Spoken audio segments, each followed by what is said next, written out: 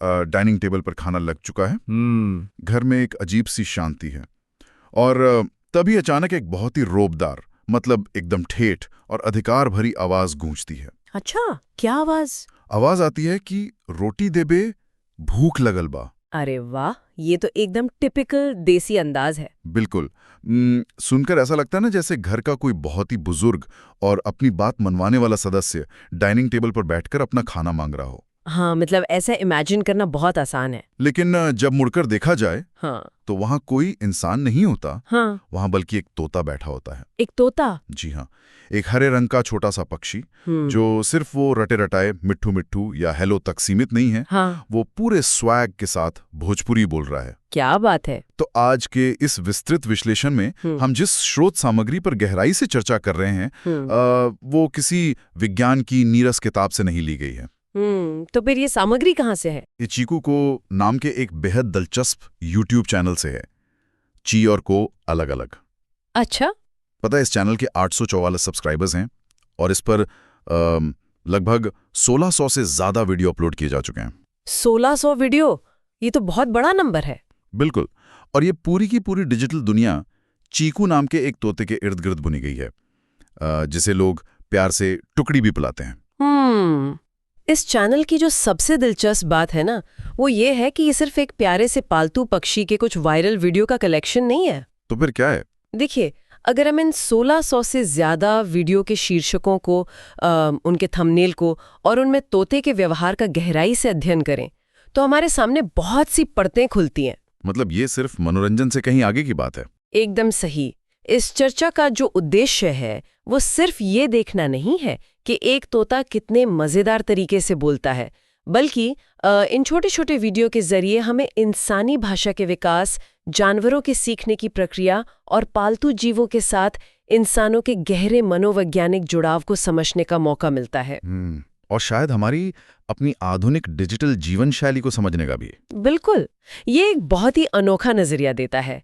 ये एक तरह का केस स्टडी है जो हमें दिखाती है कि जब एक जंगली प्रजाति इंसानी समाज के बिल्कुल बीचों बीच रहने लगती है तो असल में होता क्या है। सच कहूं तो ये बात सच में दिमाग घुमा देने वाली है कि ये तोता सिर्फ इंसानी शब्दों की नकल नहीं कर रहा है, वो एक पूरी की पूरी क्षेत्रीय पहचान को अपना चुका है। हाँ, क्षेत्रीय पहचान वाली बात बहुत अहम है। हमारे स्रोत में मौजूद वीडियो के शीर्षकों पर अगर गौर किया जाए तो वो बेहद मजेदार है। मतलब जैसे एक शीर्षक है, भोजपुरी में जो पूछना हो पूछ लो, पता है?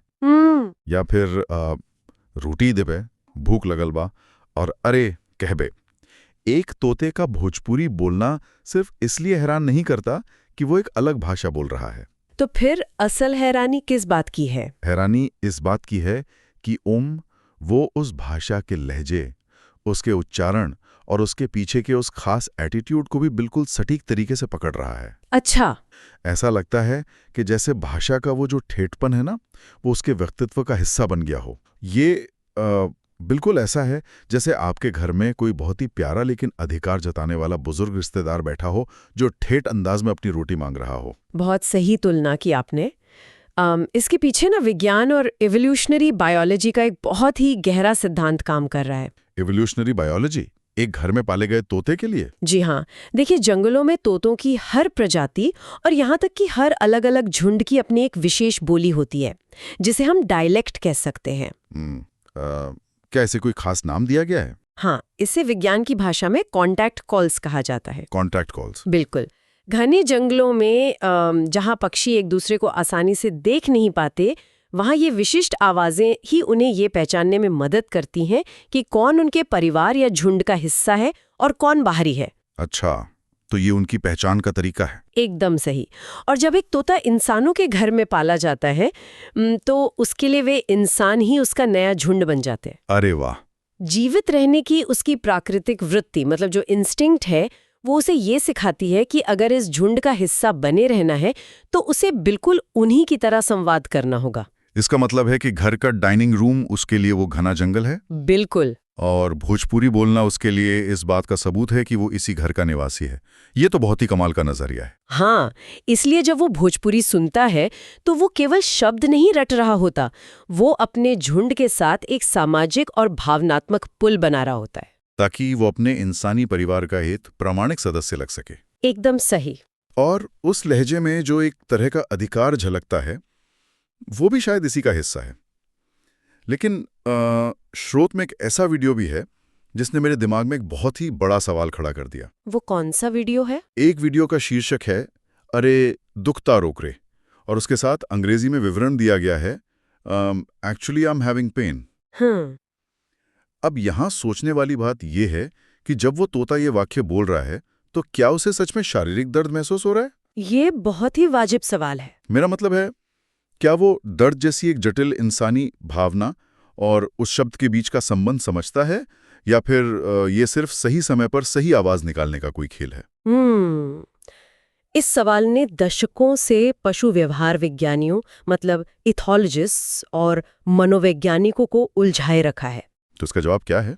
क्या जानवर शब्दों का अर्थ समझते हैं या वे सिर्फ संदर्भ पकड़ते हैं? इस चैनल के मामले में जवाब हमें क्रिएटर के ही कुछ अन्य वीडियो के शीर्षकों से मिल जाता है। अच्छा, वो कैसे? स्रोत में कुछ शीर्षक मौजूद हैं, जैसे मैंने तोते को भी ठीक इसी तरह प्रशिक्षित किया और train your parrot with me like this. ये शीर्षक इस बात की पुष्टि करते हैं कि ये सब एक बहुत ही सुविचारित और लंबी ट्रेनिंग का नतीजा है।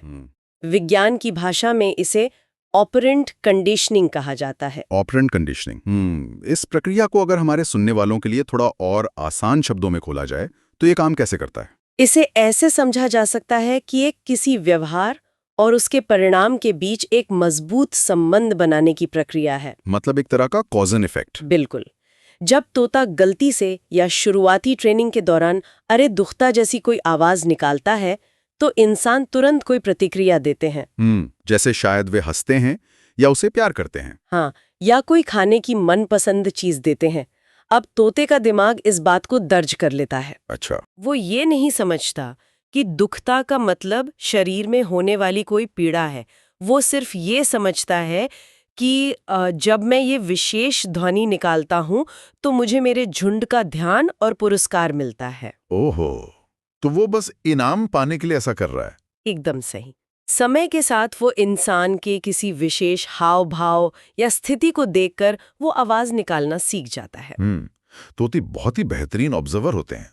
मतलब वे हमारी हर हरकत पर नजर रखते हैं। हाँ, वे हमारे चेहरे के भावों और हमारी दिनचर्या को आसानी से पढ़ लेते हैं। इसलिए वो दर्द को नहीं समझ रहा, वो बस उस ध्वनि से मिलने वाले इनाम को समझ रहा है। ये तो ऐसा है जैसे किसी मशीन का बटन दबाने पर कोई खास चीज बाहर आ जाए। बिल्कुल ऐसा ही है। तोते ने ये सीख लिया है कि कौन सा शब्द बोलने से इंसानों की तरफ से कौन सा रिएक्शन बाहर आएगा। ये ट्रेनिंग और लगातार इंसानी बातचीत के प्रभाव का बहुत ही सटीक उदाहरण है। और दिलचस्प बात यह है कि ये कहानी सिर्फ भाषा सीखने तक नहीं रुकती है। हाँ, क्योंकि ये तोता सिर्फ एक पालतू पक्षी बनकर पिंजरे में नहीं बैठा है। चैनल बनाने वाले ने उसे घर के एक पूरे सदस्य का, मतलब एक इंसान का ही दर्जा दे दिया है। और यहीं से इस पूरी कहानी में एक तरह का पारिवारिक ड्रामा शुरू हो जाता है। बिल्कुल। और ये ड्रामा वीडियो के शीर्षकों में बहुत ही स्पष्ट रूप से दिखाई देता है। वहां तोते को सिर्फ एक पक्षी के रूप में पेश नहीं किया जा रहा है। हाँ, अगर हम इन शीर्षकों को देखें तो बात समझ आती है। देखें ना शीर्षकों को। क्या घर में तो मेरी इज्जत ही नहीं है? अरे कटे हैं सब लोग। एक दिन ये मेरी हर बात को इग्नोर कर देगा। और वेरी एंग्री बर्ड्स। ये तो एकदम किसी डेली सोप वाला टाइटल लग रहे हैं। वही तो। मामला यही नहीं रुकता। कई जगह तोते को हमार बेबी, हमार बेटा है और माय लवली ब्रदर कहकर संबोधित किया गया है। अच्छा। इन वाक्यों को देखकर ऐसा लगता है ना जैसे घर में किसी रूठे हुए बच्चे या नाराज भाई की बात हो रही हो, न कि किसी पक्षी की। क्रम में हमारा दिमाग इस तरह से डिजाइन हुआ है कि वो हर जगह चेहरे, भावनाएं और मानवीय इरादे ढूंढता है। जैसे हम बादलों के आकार में चेहरे देखते हैं। बिल्कुल। या जैसे हम अपनी गाड़ियों से ऐसे बात करते हैं जैसे वे हमारी बात सुन रही हों। हाँ, अक्सर लोग अपनी बाइक या कार से बात करते हैं। और जब बात हमारे पालतू जानवरों की आती है तो यह प्रवृत्ति अपने चरम पर पहुंच जाती है। हम अनजाने में ही जानवरों के सामान्य प्राकृतिक व्यवहार पर इंसानी भावनाओं का लेप चढ़ा देते हैं। तो इसका मतलब ये जो सारा ड्रामा ये इंसान के दिमाग की उपज है। हाँ, क्रिएटर ने इस तोते के इर्द गिर्द पूरी तरह से मानवीय भावनाओं, मतलब जैसे गुस्सा, इज्जत की कमी या भाई बहन वाला प्यार, इसका एक जटिल ताना बाना बुन दिया है। अन्य मतलब शायद बिना किसी खास मतलब वाले व्यवहार को जबरदस्ती एक इंसानी सोप ओपेरा का रूप नहीं दे रहे। आप बिल्कुल सही दिशा में सोच रहे हैं। मेरा मतलब है तोता शायद बस अपने पंख फड़फड़ा रहा है क्योंकि उसे गर्मी लग रही है, या वो अपनी चोंच रगड़ रहा है, जो कि पक्षियों का एक सामान्य व्यवहार होता है। बिल्कुल। और हम कह रहे हैं कि देखो वो इग्नोर किए जाने की शिकायत कर रहा है। स्रोत में एक वीडियो है जहां वो किस चाहिए की बात कर रहा है। क्या ये संभव नहीं है कि वो सिर्फ एक आवाज निकाल रहा हो और इंसान उसमें अपना मतलब तलाश रहे हों? ये गतिरोध बिल्कुल सही जगह पर है। और अगर गहराई से सोचा जाए तो यही इस पूरे चैनल और इसके जैसे हजारों पेट व्लॉग्स की सफलता का असली रहस्य है। अच्छा। वो कैसे? अगर हम चैनल के एक और शीर्षक का विश्लेषण करें, जो है ना ही कोई मुझे प्यार करता है ना मैं किसी को, तो तस्वीर एकदम साफ हो जाती है। मतलब ये सब व्यूज और एंगेजमेंट का खेल है? बात यह है कि 1600 से ज्यादा वीडियोस सिर्फ एक तोते को दाना खाते या पिंजरे में बैठे देखकर तो नहीं बनाए जा सकते ना। हाँ, वो तो है, लोग बोर हो जाएंगे। बिल्कुल। अगर दर्शकों को जोड़े रखना है तो एक कहानी की जरूरत होती है।